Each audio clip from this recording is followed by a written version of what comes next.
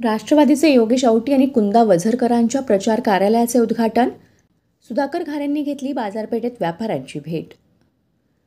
परिवर्तन विकास आघाडीतील राष्ट्रवादीचे उमेदवार योगेश औटी आणि कुंदा वझरकर यांच्या खोपोली बाजारपेठेतील प्रचार कार्यालयाचे उद्घाटन जिल्हाध्यक्ष सुधाकर घारे यांच्या हस्ते करण्यात आले.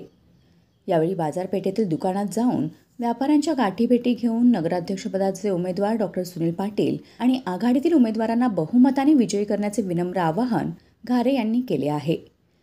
प्रभाग क्रमांक 6 हा मुख्य बाजारपेठेचा प्रभाग आहे. या ठिकाणाहून परिवर्तन विकास आघाडीतील राष्ट्रवादीचे उमेदवार योगेश औटी आणि कुंदा वझरकर निवडणूक लढवित आहेत. योगेश औटी यांनी खोपोली बाजारपेठेतील वाहतूक कोंडी यासारख्या अनेक समस्या सोडवण्यासाठीचा संकल्प केलाय.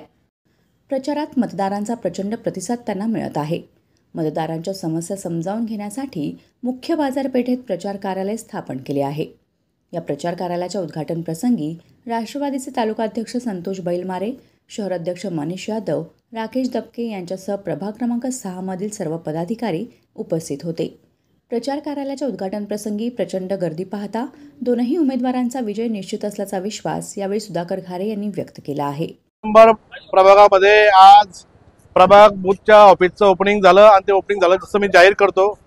आमच्या तिथे सर्वसाधारण जागेसाठी योगेशजी औटी उमेदवार आहेत आणि सर्वसाधारण महिलेसाठी आमच्या कुंदा वझरकर ताई आमच्या उमेदवार आहेत.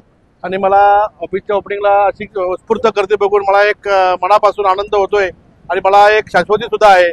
तर माझे हे दोन्ही उमेदवार राष्ट्रवादीच्या घड्याळ चिन्हावर अगदी प्रचंड मताने निवडून येतील आणि राष्ट्रवादीचा झेंडा फडकवण्यावर आनंद आहे. Bureau report, news 46, Raigad, Khopoli.